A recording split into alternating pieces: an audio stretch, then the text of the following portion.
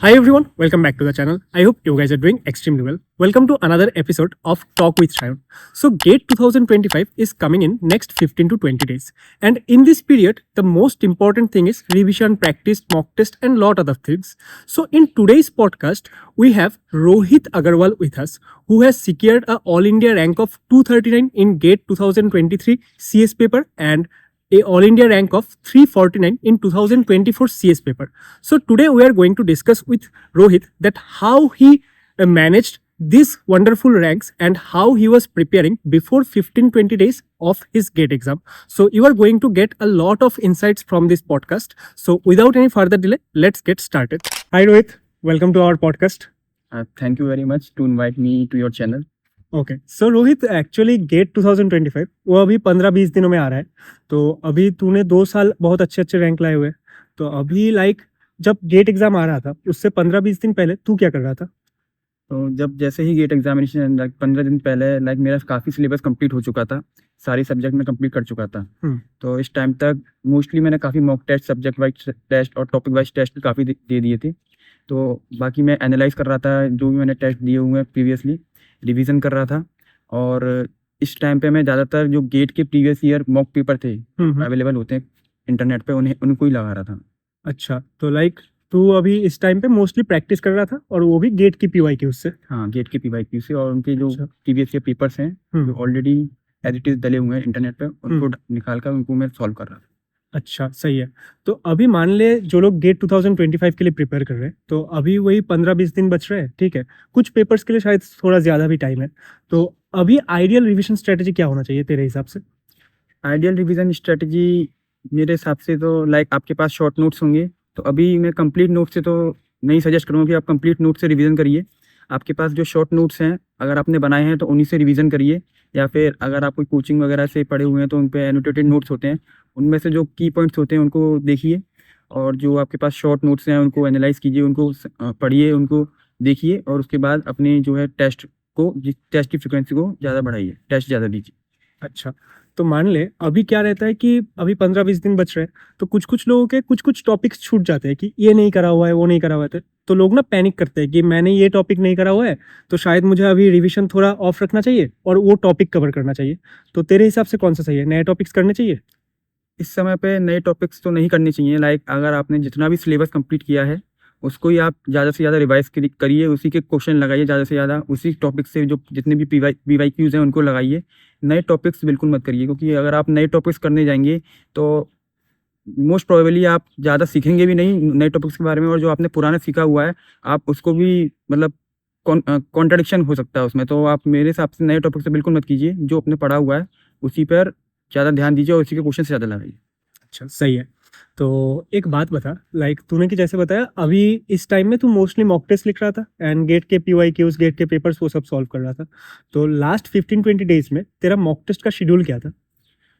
Like last 15-20 days में मैंने ideally इससे पहले 8 से 10 मॉक टेस्ट मैंने लगा लिए थे. Full length? हाँ, फुल लेंथ टेस्ट 8 से 10 मैंने लगा लिए थे. उसके बाद लाइक टेस्ट सीरीज के जो मैं बता रहा हूँ मॉक टेस्ट मैंने लगा लिए थे. उसके बाद मेरे को लगा कि जैसे प्रीवियस ईयर जो गेट के पेपर जो ऑलरेडी हो चुके हैं, हाँ. लाइक पास्ट प्रीवियस ईयर जो पेपर हैं जो ऑलरेडी गेट में हो चुके हैं CS के, तो मैंने क्या करा, उनको ही डाउनलोड करा. लाइक अच्छा. उनको ही डाउनलोड करा और लाइक मैं जैसे 9:30 से 12:30 के बीच में पेपर होता है, जैसे मेरी मॉर्निंग स्लॉट थी तो मैं उसी में जाके बैठा 9:30 से 12:30 के बीच में. तो मैंने उन्हीं पेपर को डाउनलोड करा और एज इट इज़ जैसा गेट का एनवायरनमेंट होता है मैंने उस टाइप का एनवायरनमेंट बनाया.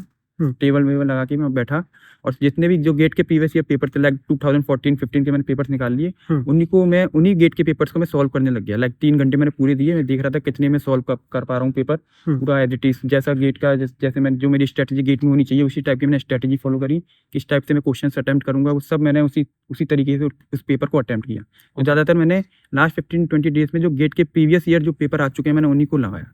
Before proceeding further, I want to share a few things with you. If you are preparing for GATE exam, then PW has got you covered. On this new year, they are offering lots of discounts in their different batches. Like they have AE Prelims batch at just 2,999, Paragram GATE 2026 batch at 7,200. Shresth GATE 2027 batch, Parakram 2026 EAC plus GATE plus PSU batch, Shresth EAC plus GATE 2027 batch, and lots of other batches.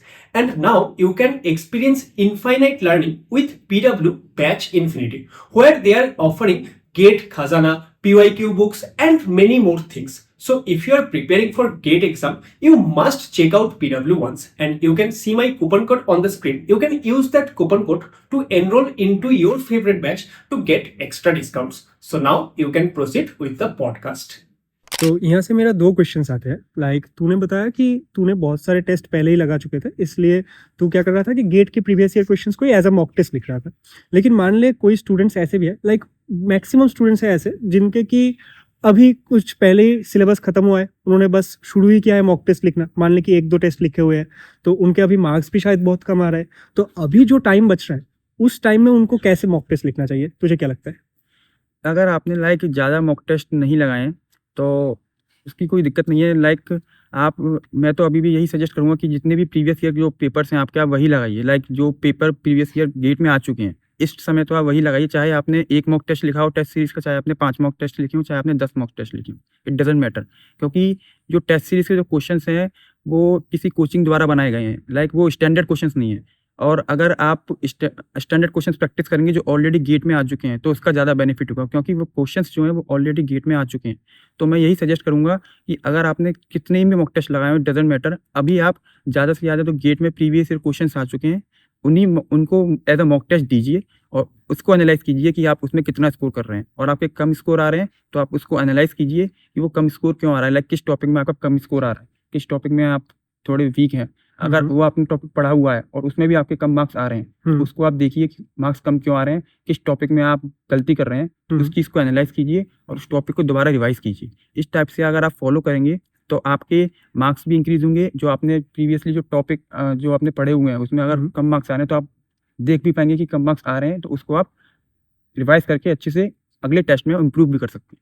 तो like that अगर आप इस strategy को follow करेंगे तो definitely आपका confidence भी बढ़ेगा और आपके नंबर भी काफ़ी ज़्यादा आएंगे। अच्छा, चलो सही है। तो मेरा दूसरा क्वेश्चन एक्चुअली यही था कि लाइक जब मॉक टेस्ट शुरू कर रहे हैं तो बहुत लोगों के हो सकता है कि मॉक टेस्ट में मार्क्स कम आ रहा है, तो कैसे इंक्रीज करना है, तो तूने तो वो भी कवर कर ही दिया इसमें। तो लाइक इसमें अभी तूने जो बताया ना, उस पर मेरा एक और क्वेश्चन आ रहा है कि लाइक मान ले अगर हम प्रीवियस ईयर क्वेश्चंस को ही एज अ मॉक टेस्ट लिख रहे हैं, तो हम लोग जब प्रैक्टिस कर रहे हैं तब भी प्रीवियस ईयर क्वेश्चन कर ही रहे हैं, तो अगर उसी को हम लोग एज अ मॉक टेस्ट लिख रहे हैं, तो ऐसा हो सकता है कि बहुत सारे क्वेश्चंस के आंसर हमें ऑलरेडी याद है, ठीक है ना? तो उसमें तो हमारे मार्क्स ज़्यादा आ ही जाएंगे। लेकिन उसमें परेशानी क्या है कि वो क्वेश्चन हमने पहले ही कर रखा है, तो अभी टेस्ट देने जा रहा हूँ, सेम क्वेश्चन दिख रहा है, तो हमें अच्छे मार्क्स आ रहे हैं। लेकिन अगर कोई दूसरा क्वेश्चन आ जाए तो फिर शायद हमसे नहीं बन रहा है, तो फिर उसके लिए क्या करना चाहिए? देखिए, जैसा अगर आप प्रीवियस ईयर क्वेश्चंस का एज अ मॉक टेस्ट दे रहे हैं, तो मोस्टली आपने काफ़ी प्रीवियस ईयर क्वेश्चंस ऑलरेडी लगा लिए होंगे। तो अगर आप उस क्वेश्चंस को देखेंगे तो हो सकता है कि आपने वो क्वेश्चंस कर लिया हो और आपको उसका आंसर भी याद हो गया हो। तो जैसे ही आप क्वेश्चन सीखेंगे तो आप उसका आंसर मार्क भी कर देंगे। तो मैं यही सजेस्ट करूँगा कि ऐसा बिल्कुल मत कीजिए।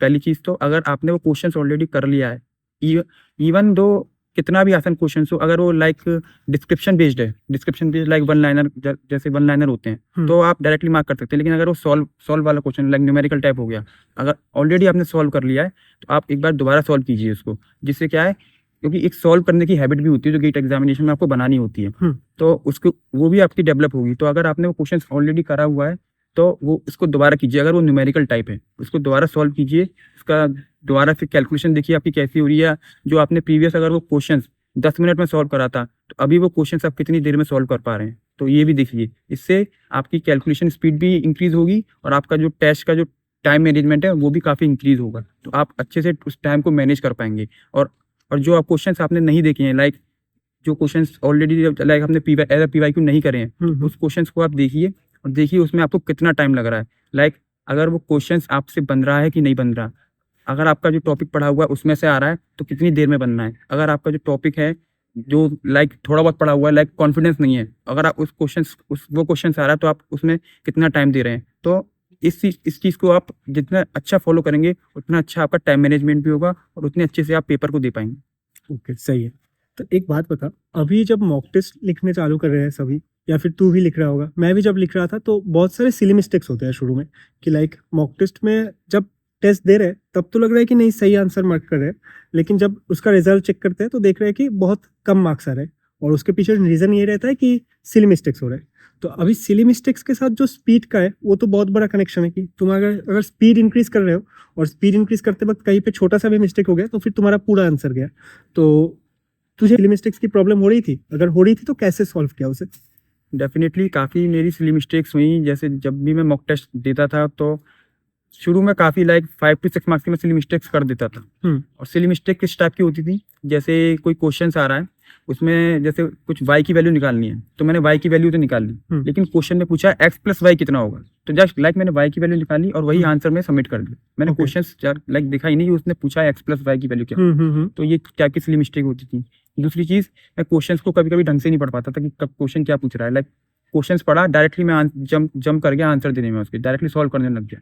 क्वेश्चंस को मतलब लाइक पढ़ते ही मैं तुरंत सॉल्व करने लग गया। तो इस टाइप की जो सिली मिस्टेक्स हैं वो हमको नहीं करनी है गेट एग्जामिनेशन में, क्योंकि इस टाइप की सिली मिस्टेक से क्या होगा, अगर कोई क्वेश्चन है जो आपको आता है, अगर वो 2 नंबर का क्वेश्चन है तो उस सिली मिस्टेक से आपके 2 नंबर तो जाएंगे ही जाएंगे। उसके बाद अगर वो उसमें नेगेटिव मार्किंग भी है तो उसकी आपकी जो नेगेटिव मार्किंग है वो भी जाएगी। तो इसमें आपका लॉस ही लॉस है, क्योंकि अगर आप जैसे जैसे नंबर ज़्यादा लाते जाएंगे वहाँ कंपटीशन बढ़ता जाता है। हाँ। लाइक एक मार्क्स का आपका काफ़ी डिफरेंस हो जाएगा, एक मार्क्स में आपकी 50-50 रैंक का डिफरेंस होगा।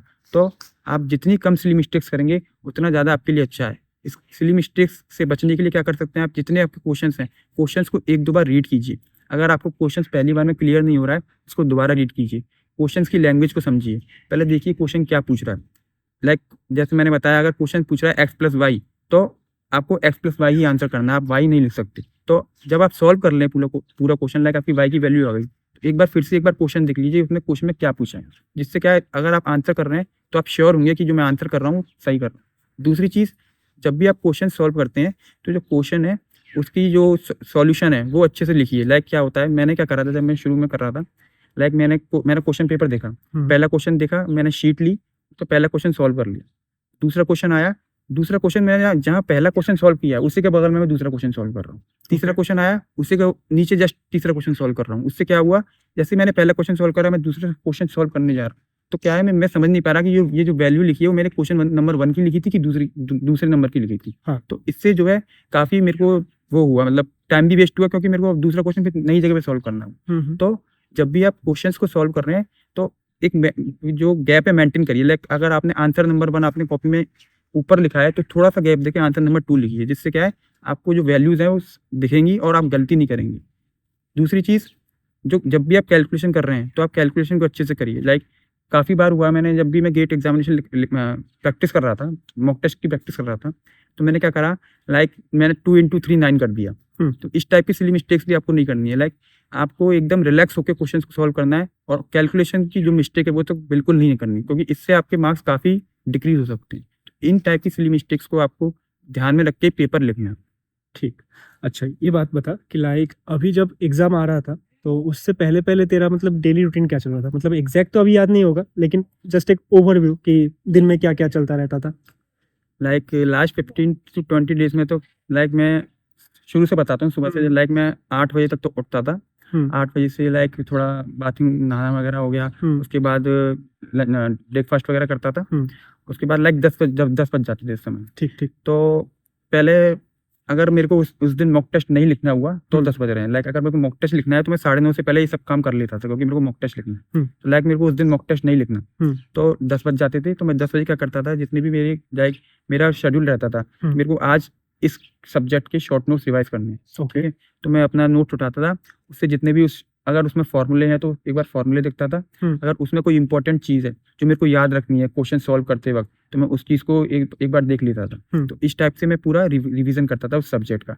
तो इसमें शॉर्ट नोट्स में ज़्यादा टाइम नहीं लगता, जैसे 1 घंटे के अंदर आप शॉर्ट नोट्स अगर अच्छे से भी देखते हो तो 1 घंटे मैक्स है कि आप उस शॉर्ट नोट्स को हाँ देख लेंगे, उस पूरे सब्जेक्ट के शॉर्ट नोट्स दिख जाएंगे। क्योंकि शॉर्ट नोट्स में ज़्यादातर आप कुछ इंपॉर्टेंट चीज़ें लिखेंगे या फिर कुछ इंपॉर्टेंट फॉर्मुलेज लिखेंगे, तो वो 1 घंटे में मैक्स टू मैक्स मान के चल रहा हूँ हो जाएगा आपका।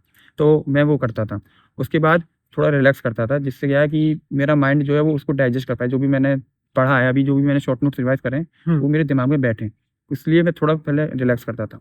उसके बाद मैं या तो टेस्ट वगैरह टॉपिक वाइज टेस्ट होते थे वो देख लेता था, लाइक जो मैंने करे हुए हैं। मैं नए नए टॉपिक वाइज टेस्ट नहीं देता था इस समय, जो मैंने करे हुए हैं ऑलरेडी वही देखता था। तो वो टॉपिक वाइज उस सब्जेक्ट में मैंने दिया हुआ, अगर उसमें कोई गलती है, कोई क्वेश्चन मैंने गलत किया था, तो एक बार उसको देखता था, उसको देखा, उसको एनालाइज करता था, जिससे क्या है वो क्वेश्चन अब मेरे से बन रहा है नहीं बन रहा, वो चीज़ करता था लाइक दैट। फिर मैं दूसरा सब्जेक्ट होता था, इस टाइप से मैं रिवीजन करता रहता था पूरे टाइम, लाइक उसके बाद रिवीजन करना, टेस्ट को एनालाइज करना, ये करता था। ठीक है, अब इसमें क्या है कि टॉपिक वाइज टेस्ट 15 डेज में तो नहीं देने, लाइक इसमें आपको खाली फुल लेंथ टेस्ट ही देने। तो मैंने कभी topic wise test, subject wise test last 15 days में तो नहीं दिए, फुल लेंथ मॉक टेस्ट ही लिखी। खाली आप क्या कर सकते हैं, आप कि टॉपिक वाइज टेस्ट में जो भी आपने दिए हुए topic wise test, subject wise test, उसमें कोई क्वेश्चन है जो काफ़ी अच्छा था, जो आपने मार्क कर रखा था कि आपको वो लास्ट में देखना ही देखना है, तो आप उसको देख सकते हैं, अगर वो आप उस सब्जेक्ट या उस टॉपिक की रिवाइज कर रहे हैं, जिससे क्या है वो क्वेश्चन आपका एक बार दोबारा से बैठ जाएगा आपके दिमाग में कि आपने क्या गलती करी थी, क्या आप जो आपसे वो क्वेश्चन सॉल्व नहीं है। तो आप इस टाइप से अपना जो प्लान है लास्ट 15-20 डेज का बना सकते हैं। मैंने भी इस टाइप से ही बनाया था अपना प्लान। ठीक, सही है। तो एक बात बता, जबकि एग्जाम आ रहा था तो तब तो लाइक कभी कभी ऐसा होता है कि बहुत प्रेशर इंक्रीज हो जाता है। कभी अगर कोई क्वेश्चन नहीं बन रहा है, मान ले कि कोई टॉपिक हमने पढ़ा हुआ है लेकिन उसके ही क्वेश्चन नहीं बन रहे हैं, ठीक है, तो फिर थोड़ा फ्रस्ट्रेटेड भी लगता है, डिमोटिवेटेड भी फील होता है। तो तेरे साथ भी ऐसा हो रहा होगा?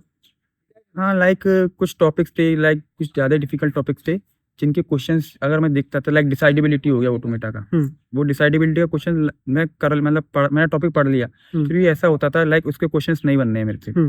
तो मैं क्या करता था, फ्रस्ट्रेशन तो होती है, तो मैं थोड़ा उस टेस्ट को देने के बाद क्या करता था, थोड़ी देर रिलैक्स करता था। ठीक है, उसके बाद क्या करता था, वो देखता था कि उस क्वेश्चन में ऐसा क्या था जो मेरे से नहीं बना। लाइक वो क्वेश्चन ज़्यादा ही आउट ऑफ द बॉक्स आ गया, या फिर वो क्वेश्चन था वो मतलब डूएबल था, जो हर किसी से हो रहा है, उसकी एक्यूरेसी क्या है उस क्वेश्चन की, लाइक अगर उसकी एक्यूरेसी 50% से ज़्यादा है, इसका मतलब काफ़ी लोग उसको आंसर कर पा रहे हैं और मैं आंसर नहीं कर पा रहा हूँ। इसका मतलब क्या है, उस टॉपिक में मेरी अभी थोड़ी बहुत खामियां हैं, जो मेरे को अभी उस टॉपिक की क्लैरिटी नहीं है उस टॉपिक की। मैं क्या करता था, एक बार उस डिसाइडेबिलिटी, लाइक डिसाइडेबिलिटी का एग्जांपल ले रहा हूँ, डिसाइडेबिलिटी को एक बार दोबारा से स्कैन करता था, जितने भी नोट्स थे, उसमें क्या क्या चीज़ है, क्या क्या चीज़ मेरे से उस क्वेश्चन में थी जो मेरे से नहीं बनी। तो एक बार उस क्वेश्चन को जो रिवाइज है वो करता था, उस क्वेश्चन उस टॉपिक के बारे में। रिवाइज करने के बाद मैं इस क्वेश्चन को दोबारा देखता था, लाइक आंसर नहीं देखता था, क्वेश्चन को देखता था कि वो क्वेश्चन मेरे से बन रहा है कि नहीं बन रहा। तो मैं समझ जाता था कि हाँ, कि मेरे से ये गलती हुई है इस क्वेश्चन में, ये चीज़ मैंने गलत कर दी, इसलिए मेरे से ये क्वेश्चन नहीं बन। अगर वो क्वेश्चन एकदम ही ज़्यादा आउट ऑफ द बॉक्स आ गया, लाइक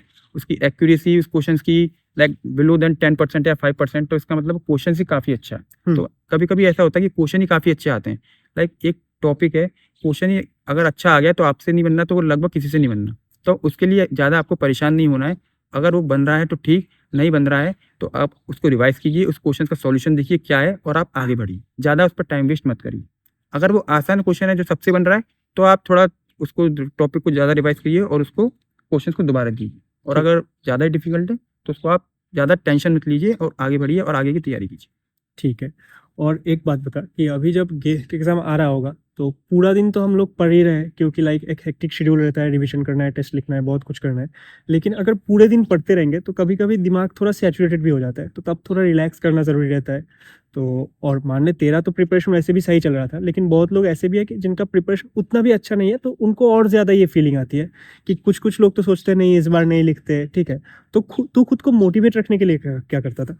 जैसे कि लाइक मेरा तो जैसे सब सिलेबस कंप्लीट था, तो मेरे को क्या रहता था कि जैसे मैंने दिन में पढ़ाई कर ली, थोड़ा मैं लाइक थोड़ा बोर हो रहा हूँ या फिर थोड़ा ज़्यादा ही अपने को प्रेशर, डिप्रेशन में आ रहा हूँ, या लाइक थोड़ा सा ज़्यादा ही प्रेशर आ रहा है मेरे ऊपर, लाइक या आज कुछ टेस्ट दिया, वो टेस्ट ही मेरे से नहीं बना, काफ़ी कम मार्क्स आ गए, तो डेफिनेटली मेरे को भी डिमोटिवेशन होता था, क्योंकि मेरे को पता था कि 15 दिन बाद गेट एग्जामिनेशन है। और इस समय पे मेरे अगर काफ़ी कम नंबर आ गए किसी टेस्ट में, तो डेफिनेटली ये सोचने वाली बात थी मेरे लिए, मेरे को डिमोटिवेट भी काफ़ी फील होता था। तो इस समय ज़्यादातर तो मेरा यही रहता था कि जितना हो सके थोड़ा 1-2 घंटे का रिलैक्स करूँ, उसके बाद ज़्यादा ही मतलब फिर भी मेरे को मतलब उस डिप्रेशन से या उस प्रेशर से मैं बाहर नहीं आ पा रहा, तो मैं ज़्यादातर अपने पेरेंट्स के पास जाके बैठ जाता था, उनसे थोड़ी बहुत बात करता था, अपने दोस्तों से बात करता था, उनको बताता कि भाई ऐसा ऐसा हुआ, आज तो एकदम कम नंबर आ गए टेस्ट में, उनसे बातचीत करता था, या फिर कभी थोड़ा बाहर टहलने निकल जाता था, जिससे क्या थोड़ा जो माइंड है वो फ्रेश हो। तो अगर आपके साथ भी ऐसा हो रहा है, लाइक आपके नंबर ज़्यादा ही कम आ गए किसी टेस्ट में, या आपकी प्रिपरेशन इतनी अच्छी नहीं है फिर भी आपके नंबर ज़्यादा ही कम आ रहे हैं, तो क्या कर सकते हैं, अगर आपको डिमोटिवेशन फील हो रहा है या प्रेशर फील हो रहा है, तो थोड़ा आप गैप दीजिए 1-2 घंटे का, आप अपने पेरेंट्स से बात कर सकते हैं, अपने दोस्तों से बात कर सकते हैं, या थोड़ा आप आउटिंग पे जा सकते हैं, जिससे क्या है आपका माइंड जो है फ्रेश होगा। फिर जब आपका माइंड फ्रेश हो जाता है, उसके बाद अगर आप दोबारा उस चीज़ को लेके बैठेंगे तो आप उसको उस टेस्ट को एनालाइज करिए कि सही। आपने क्यों उस टेस्ट में इतने कम नंबर आए। ठीक है, उसको एनालाइज कीजिए, उसके बाद उसका रिवाइज कीजिए। ये आप फॉलो करेंगे तो आपको जो है प्रेशर जो है, आप प्रेशर भी मतलब अपने ऊपर इतना नहीं लेंगे और आप अपना जो है एक्यूरेसी भी बढ़ाएंगे। सही है। तो मान लें कि इतना कुछ करने के बाद अभी गेट में अच्छा रैंक भी आ गया, तो और अभी हम इंडिया के वन ऑफ द मोस्ट अच्छे कॉलेज में है, ठीक है। तो लाइक अभी तुझे क्या लगता है कि इतना जो मेहनत है वो वर्थ इट है? डेफिनेटली अगर आप 1 साल किसी चीज़ को दे रहे हैं तो डेफिनेटली वो वर्थ इट तो होगा ही होगा। लाइक अगर आपने पूरा 1 साल डेडिकेटेडली गेट के लिए पढ़ाई किया, आपने सब्जेक्ट भी कंप्लीट किए, जो देखिए 2 बच्चे होते हैं। एक जैसे मैं बताता हूँ, एक जो आप मेहनत कर रहे हैं, दूसरा होता है कि जो मेहनत नहीं कर रहा। लाइक काफ़ी वो एन्जॉय लाइफ जी रहा है, दोस्तों के साथ जा रहा है, सोशल मीडिया पे लगा हुआ है और एन्जॉयमेंट कर रहा है, और दूसरा जो पढ़ाई कर रहा है। हाँ। तो आप अगर उनमें से जो पढ़ाई कर रहे हैं और आपने 1 साल पूरी डेडिकेटेडली पढ़ाई की है और उसके बाद अगर आप गेट एग्जामिनेशन लिख रहे हैं तो डेफिनेटली पहली चीज़ तो आपका रिजल्ट काफ़ी अच्छा है। हाँ। तो इस बात के लिए आपको अपने आप को मोटिवेट रखना है। लाइक लास्ट 15 डेज में आपको मोटिवेट रखना है। अगर आपने अच्छी तैयारी करी है या कुछ कम भी तैयारी करी है तो आपको पहली बात तो मोटिवेट रहना है कि मेरा जो पेपर है काफ़ी अच्छा जाएगा। अगर इस टाइम पे आप डिमोटिवेट होते हैं तो अगर आप अच्छा भी करेंगे ना तो भी आप बुरा कर देंगे। अगर आप डिमोटिवेट भी, तो आपको लास्ट 15 डेज में तो पहले अच्छा ही अपना मोटिवेशन रखना है कि आपका जो पेपर है वो काफ़ी अच्छा हो। ठीक है, अगर आप पेपर दे के आते हैं, पेपर आपका अच्छा हो गया, मैं मान के चलता हूँ पेपर आपका अच्छा हो गया, तो डेफिनेटली आप टॉप आईआईटीज़ में तो जा रहे हैं। लाइक टॉप आईआईटीज़ में आने के बाद जो आपकी जो गेट की जो जर्नी थी, लाइक 1 ईयर जो आपने दिया, वो डेफिनेटली वर्थ इट है। क्योंकि यहाँ पर आने के बाद आपको कभी ऐसा नहीं लगेगा कि मैंने जो लास्ट 1 ईयर में जो पढ़ाई करी है ये बिल्कुल वेस्टेड है। क्योंकि यहाँ पर जो कल्चर है वो डेफिनेटली बाकी जो कॉलेज है काफ़ी अलग है। लाइक आपको हर दिन कोई ना कोई कल्चरल एक्टिविटीज़ दिखती रहेगी। हाँ। आपको हर दिन कोई ना कोई इवेंट दिखते रहेंगे, आप उसमें पार्टिसिपेट करेंगे। ठीक है, अगर उससे आपका जो माइंड है वो भी फ्रेश होगा। दूसरी चीज़ पढ़ाई का, यहाँ पे जो पढ़ाई का कल्चर है, लाइक जो इन्वायरमेंट बनता है पढ़ाई का, वो भी काफ़ी डिफरेंट है बाकी कॉलेजों से। तो यहाँ पर आपको, आप कहीं भी चले जाएंगे आपको बच्चे पढ़ते हुए ही दिखेंगे, जिससे क्या है आपको भी मोटिवेशन आएगा कि मेरे को भी कुछ करना है। तो आप डेफिनेटली खुद पढ़ेंगे। ठीक है, दूसरी चीज़ ये हो गई। तीसरी चीज़ प्लेसमेंट। अगर आप टॉप कॉलेजेस में जाते हैं तो डेफिनेटली उनका जो प्लेसमेंट है वो काफ़ी हाई रहता है, तो एक मोटिवेशन वो भी होता है। तो उसके लिए भी आप डेफिनेटली काफ़ी मेहनत करेंगे और अच्छा प्लेसमेंट जरूर मिलेगा आपको। तो इसके लिए ये जो 3-4 चीज़ें हैं जो आप दिमाग में रखेंगे तो डेफिनेटली आप अच्छा भी करेंगे। हाँ, ये तो तूने बिल्कुल सही बताया कि लाइक अगर हम लोग आईआईटी में आ रहे हैं तो इसमें लाइक बहुत सारी अपॉर्चुनिटीज़ है। लाइक हम कुछ भी करना चाह रहे हैं तो वही मैं अपने ब्लॉग्स में भी ये बताता रहता हूँ और दिखाता भी रहता हूँ। तो लाइक मैं भी स्टूडेंट्स को थोड़ा मोटिवेट करना चाह रहा हूँ कि लाइक जो लोग मान लें कि प्रिपरेशन कर रहे हैं तो ब्लॉग्स के थ्रू भी उन्हें पता चले कि आईआईटी में क्या क्या चल रहा है, क्या क्या नहीं चल रहा। तो हाँ, अपॉर्चुनिटीज़ तो बहुत है, लाइक पढ़ाई में भी है, स्पोर्ट्स में भी है, कल्चरल इवेंट्स भी है, बहुत कुछ है। तो thank you so much Rohit कि आज तू हमारे चैनल में आया और अपने जो गेट प्रिपरेशन जर्नी था उसको तूने शेयर करा। तो इस पॉडकास्ट से मैं यही एक्सपेक्ट करूंगा कि जो लोग अभी तैयारी कर रहे हैं तो उनको बहुत सारा मोटिवेशन मिलेगा और उन लोगों को बहुत सारा लाइक गाइडेंस भी मिल जाएगा। So thank you so much for coming. Thank you very much. So guys, this was it. This was the episode 3 of Talk with Shayan. I hope this video was helpful to you. And if you like this video, please like this video and share with your friends. And for more upcoming videos, subscribe to our channel. Thank you so much.